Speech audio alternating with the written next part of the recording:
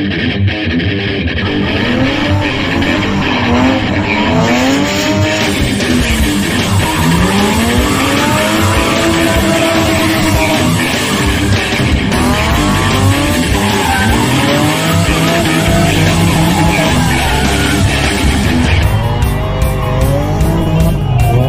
to the machine shop yesterday just to kind of touch base with him, and he had the head done for the 2JZ at the shop, but I think we're going to change some stuff, and I'll explain that at some point. My son's getting a motor and I'm doing a motor, and so we've kind of made some decisions, and we got a game plan here.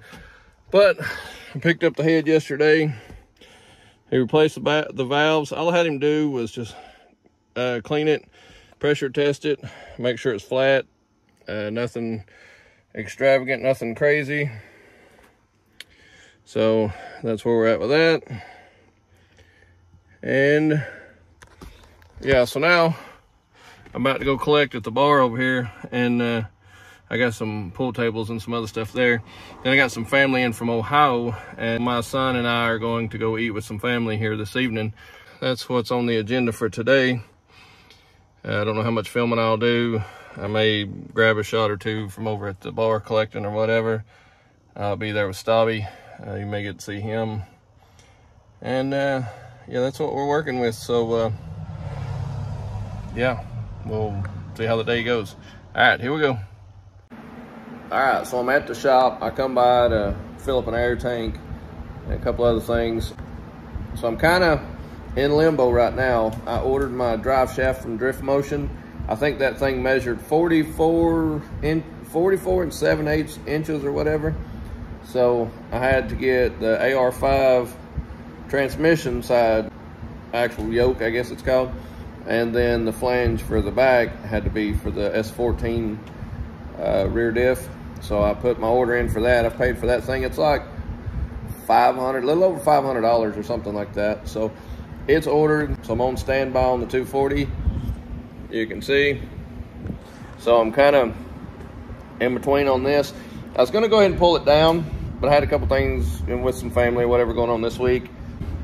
But I think as close as it is now, I think within a few days I'll probably be getting that drive shaft maybe. So I'm going to tinker on some rentals, do some mowing, try to catch up there a couple of days, and just give that drive shaft time to come in to make sure it's right. Because when the drive shaft goes in, I'm going to kind of reposition the motor a little bit to try to get it all straight and in line and make sure it's all good. And that way the motor won't be vibrating on the steering or whatever. Then the interior of the car, I need to get the ECU mounted permanent, get that cleaned up, get my fire extinguisher back in it, and I think this car will be ready to push to the side and call it done for now, and maybe figure out my hood, what I'm gonna do there. I may just go ahead and drill and cut my hood enough to put it on. But yeah, I'm gonna at some point start on another project, either the IS300 or one of these Civics out here. I may pull the head off one of those Civics and change that head because it needs a head gasket, I think, on that purple Civic. Yeah, that's where I'm at with it. I may, while I'm waiting, it's later in the day, I'm not gonna start today, but while I'm waiting, I may go ahead and just jump on this S14 and finish the interior and do the hood stuff. I hadn't even thought about any of that. I was actually considering working on maybe the IS300 a little bit, or maybe this motor I've got sitting back here, and cleaning the shop up a little bit too. And then the Civic, I've got a head sitting back here. I may take it to the machine shop and have it prepped to make sure it's good. So that way when I bring the Civic in, I can just knock that head off of it, put a new head gasket and put a new head on it, and then that thing's done. I could probably do it in a day or so easily.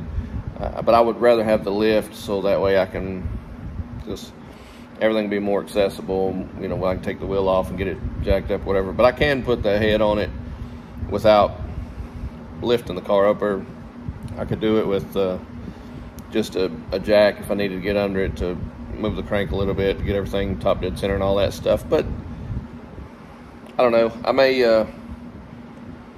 may get into some of that stuff here in a day or so. But this thing's starting to come to a close as far as at least being buttoned up, but I don't know how long it'll last. So we may take it to the drift track and blow it up and have to start all over. I don't know just yet. So it's kind of at least coming to a close to put the hood on it, finish the interior, and set the drive shaft in it, and it be at the point where we can take it and see what it does. So that's where I'm at with it. So I gotta either look down the road and see what's next, or work on rentals and be kind of idle until I figure out what this car is going to do, if it needs anything. So yeah, it's kind of where I'm at right now. As far as the car stuff, like I say, I need to do some mowing, weed eating. I need to mow here and get some of that stuff done. I'm working on setting up an Amazon account. I've been putting a lot of time in working on Amazon and eBay. So while I'm in between waiting on the drive shaft, I've been kind of in the air conditioning, fooling with the Amazon, and I went and put tar on the roof the other day at the double wide, and just, you know, kind of filler stuff right now. But the Amazon and eBay stuff, that's stuff that, you know, once I get everything listed and all that figured out, it can be for sale. And that's a thing that if it sells, I can just go pick it off of a shelf or out of my storage and just drop it and mail it. I don't have to spend any time with it. Once it's listed, it just exists. And that way, when I get done with that, I can just fall back to whatever, you know, mechanical stuff I have to do here, or stuff on the rental, and as far as painting and sheetrocking and that stuff. So, and mowing. I gotta mow. This time of year it's always hectic about cutting grass and weed eating and stuff. I can never keep up, so that's something I gotta work on. And I definitely need to clean this stinking shop. So yeah, hang out while I figure out what we're doing next, I guess. So, all right, here we go. All right, so we're back at the shop another day. I'm tinkering with a 2JZ again, and like I said, it's just gonna be sporadic as I have a minute to work on it, or move on to the next part, the next phase of it. So what I've got is the lower pan section. So what I'm gonna try to do is, on the where I'm gonna have to tap for the turbo, I've got to hunt all the parts. I think the thing is in the truck to ream it out. I need to find a fitting to tap it, and then it's got some rust on it here, some surface rust, so I got to clean it up. It's got a bunch of nastiness inside. It's not horrible, but I got to clean all these mating surfaces up, unbolt this stuff, get it out of the way. And that's all that is just your oil level sensor. And this pan, I actually have a pan too, but it's caved in pretty bad right there. I don't know if you can see it, but yeah, it's bent in pretty bad.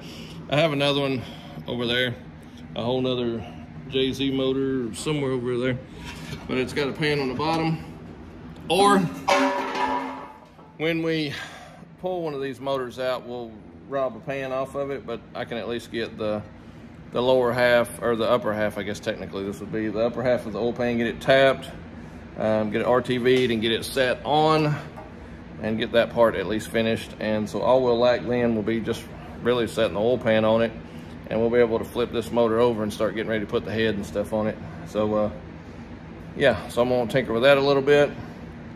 As you can see how bad it is. All the rust, all the RTV, rust on that side, and just nasty inside there. But I'll get it cleaned up, and then we'll go from there on this thing. So, all right, here we go.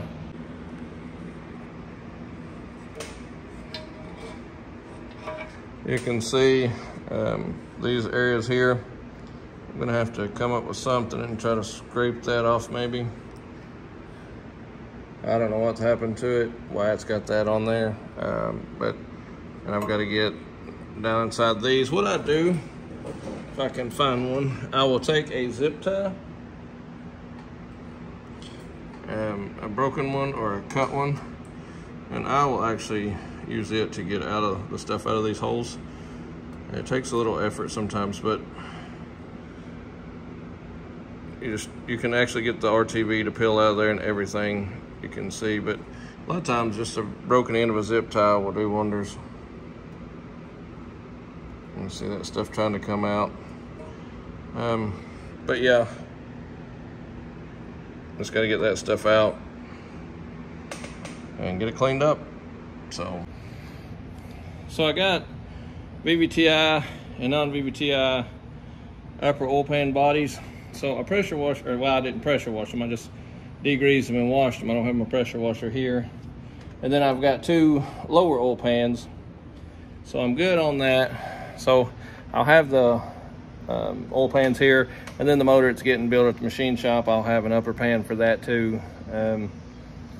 I'd figure out if I'm going to throw the VVTi or non-VVTi bottom on this or upper oil pan, and I don't know that it really makes a difference. I'm going to research that, but this is a non-VVTi motor. I may just go ahead and throw the non-VVTi upper oil pan on it, and I don't think there's like any difference in the actual drain pan, but I may do that because the one coming out of the IS300, I think it is actually a VVTi bottom end. No, I can't remember. Yes, maybe it may be a VVTi bottom end with non-VVTi rods and GTE pistons. So I'm going to save the VVTi bottom end, the upper pan, for that one. So I do have the upper pans that I need. I do have the oil pans that I need. So I'll get them jewels cleaned up, and I think literally after I clean them up, I'm RTVing it and setting it on there. So I'll spend a little time going through them. I got them pretty clean as best I could with just degreaser, no pressure washer. I scrubbed them a little bit. The insides, they're going to be a little discolored, but none of that stuff's going to come off. I think, let's see. If you want to know the difference visually on these, so let me see if you can see there. I think you can see. Well, this is the non-VVTi one. This has got the small ribbing, the 3 ribs, and then the small ribbing around it. And this is the VVTi one. So you can kind of gauge the difference in them. I think visually they might look a little different, but I think once they bolt on, they're 100% identical as far as the fitment. I need to confirm that. I mean, they visually look the same as far as how they would bolt on. So I'm pretty sure I can use either or. I do know, from what I can tell, that the ribbing on this one doesn't look as like so square, like drop as low. So if you got a tight fit somewhere, cross member or something between the two, I think this one would be smaller diameter on the lower pan part of it. I think it would be smaller. It looks like it. So if that's an issue and you need a little more clearance, the non-VVTi one looks maybe just visually not quite as robust around the area that doesn't have the actual pan, just the covered piece. So if anybody needs that bit of info, that's the only thing that I can see besides the extra small ribs, but they do have the 3 regular ribs and just some of the smaller ribs. But I mean, I think ultimately they're going to fit exactly the same way. So yeah, I don't guess it really matters. And so I'll probably put the non-VVTi one back on the non-VVTi and save the VVTi one to go back on the IS300 when I get that motor back from the machine shop or whatever. So, but yeah, that's where I'm at. So, all right, here we go. All right, guys. Hey, thanks for watching the video. If you will, like, share, subscribe. Yeah, man, thanks for everything. Thanks everybody for watching. The videos are kind of slow right now. We didn't go drifting this weekend. We should have been drifting. And I'm kind of waiting on parts for the S14. And I'm not 100% sure what I'm doing on the 2J that I've been tinkering with today. But we'll get there. We'll get there. Slowly but surely, but we'll get there. Yeah, hey guys, thanks for watching. All right, here we go. I'm feeling high.